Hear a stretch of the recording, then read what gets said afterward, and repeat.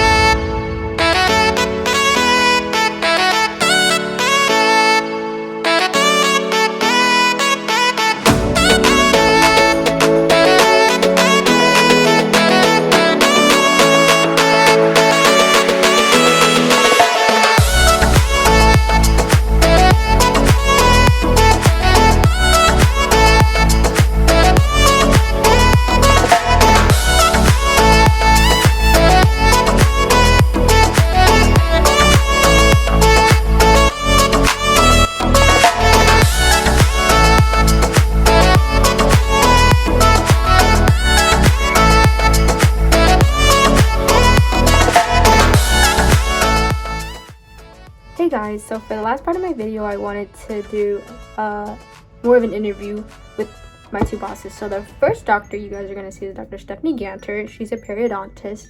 And the second one is Dr. Robert McNeil, and he's an oral surgeon. So, what's up guys, how are y'all? I'm sitting here with Tracy. I'm Dr. Steph Ganter. I'm the periodontist in the practice, and Tracy's here to talk to us a little bit today about being a pre-dent student and figuring out what we've learned in our time here at our office. Tracy, you want to take it away? It's been like really hectic learning at first because everyone had like their systems in place. So it was kind of hard of getting used to everything. But, absolutely. And I'm glad you brought up systems. And I've talked to a lot of pre-dents about this, but Tracy brought it up because she's super smart and she catches on quick. Systems are important in practice. When you get into dental school and even in college, you're almost kind of, they use the term, it's kind of like drinking from a fire hydrant as far as how much physiology and anatomy and biology you get. What you don't learn necessarily are how important systems are to a practice.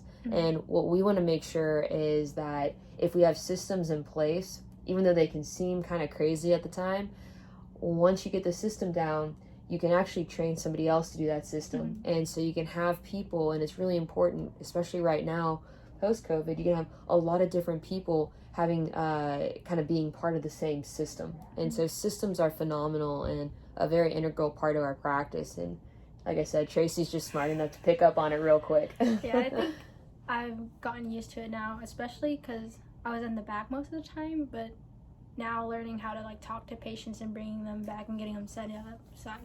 What have you learned about your communication skills with patients, with other staff in the back, with us?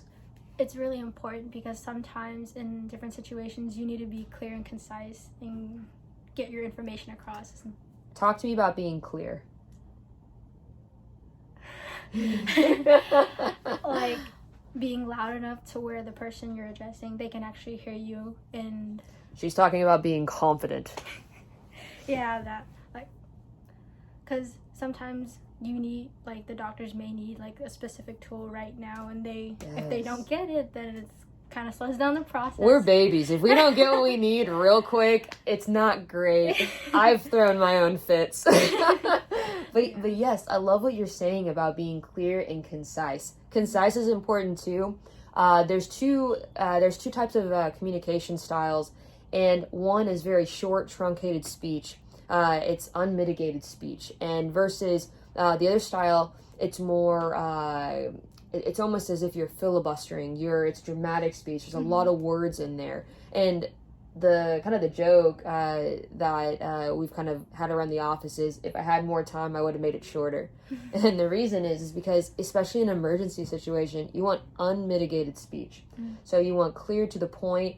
It's not meant to be nice speech, but it's concise. And the shorter and clearer you can make that, giving directions. You get an AED, or you get me this instrument right now. It gives you a timeline. It says who's doing it and what they need real quick. So absolutely clear and concise speech. What have you learned about your communication style? I'm really quiet. Really quiet? Talk to me more about that. I'm really quiet, and then I think the first aha moment is when Dr. McNeil kept asking me to repeat during surgery. And I was like, I'm saying it loud enough, I think. He's asked me to do the same thing. Yeah, so I just learned that I need to speak up. So I guess people can trust me more if I'm quiet and I keep having to repeat things. I don't think Dr. McNeil would want me in the surgery room if I'm not able to clearly get my message across so he understands what's going on and stuff. You talk about trust, and that's an interesting word choice when you talk about speaking loudly enough for someone to hear you. I've struggled with my own, not only my own volume, but also my own pitch, almost. Like, how do I talk really high, and do I kind of have a little bit more kind of playful voice? And sometimes I've got to talk really low and authoritative and try to make myself feel bigger than I am.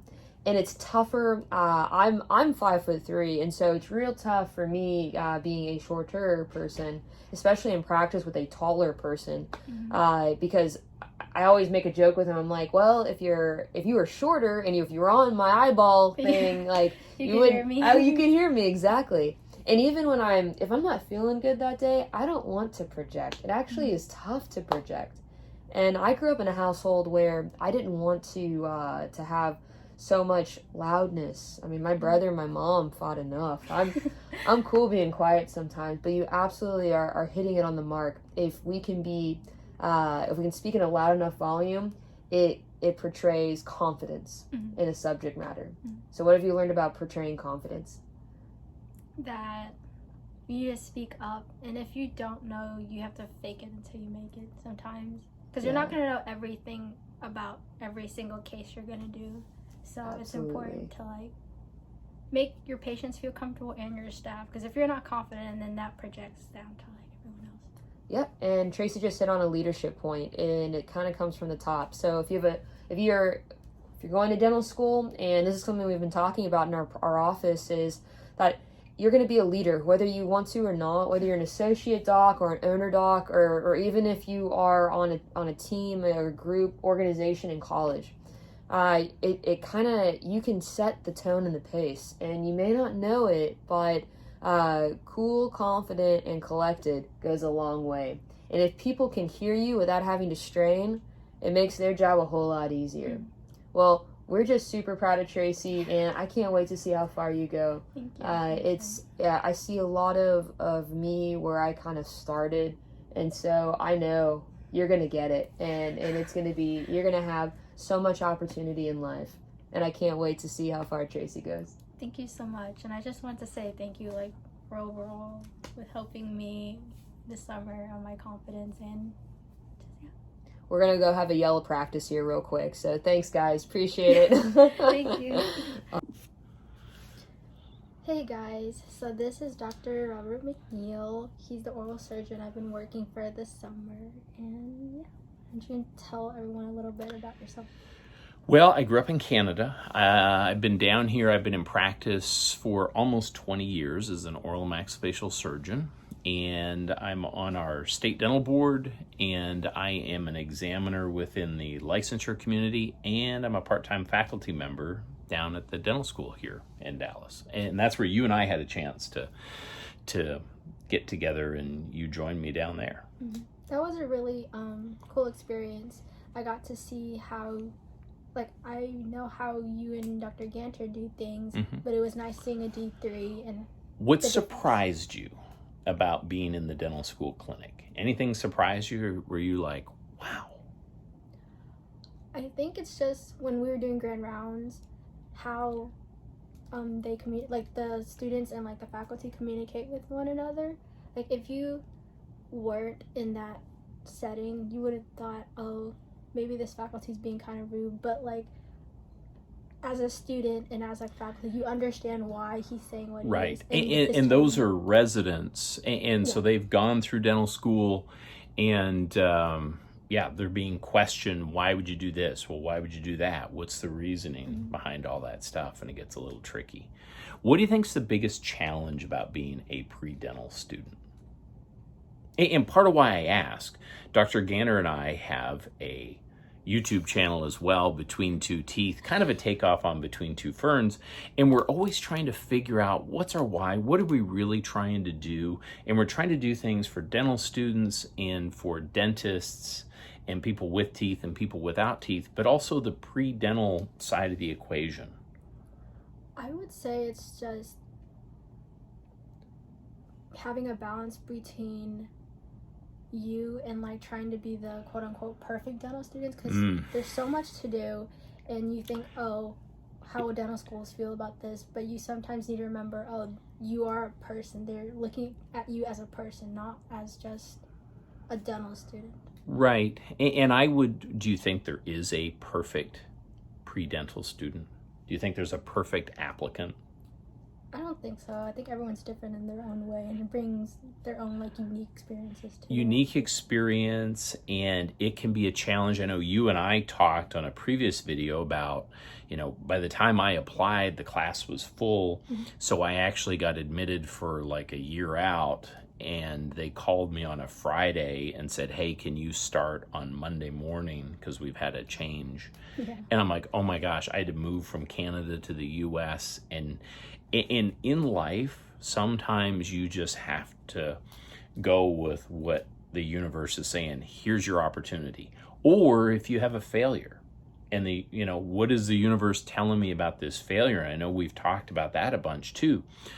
I've almost learned nothing or just very little from achieving things. And it's great to achieve things. It's great to get into dental school. It's great to get into a specialty program. It's great to do all sorts of things.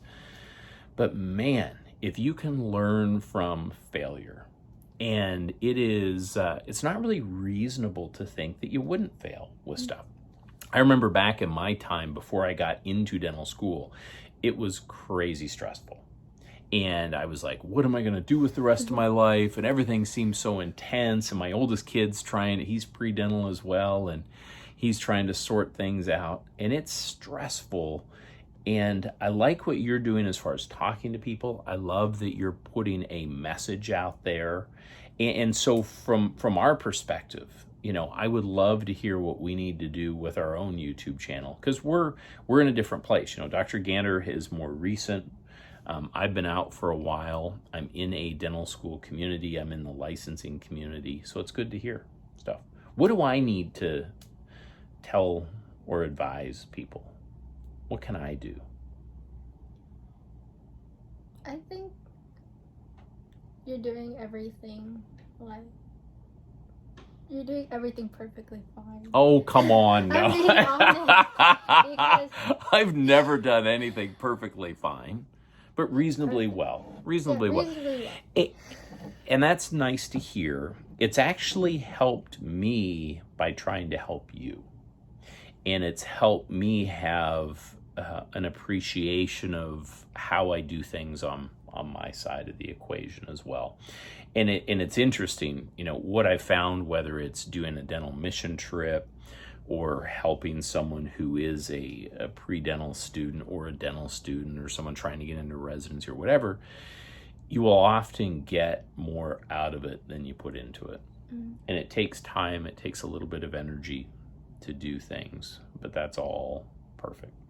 Yeah, I'm really thankful. Like when I say you're doing everything perfectly, I meant you really bring me out of my comfort zone, and you ask me questions that I usually don't know the answer to. I think it's good. love doing that. And so it's interesting. I ended up doing a fellowship in public policy, and part of it was leadership training. I've done my MBA, and it really helped me to figure out what's my why.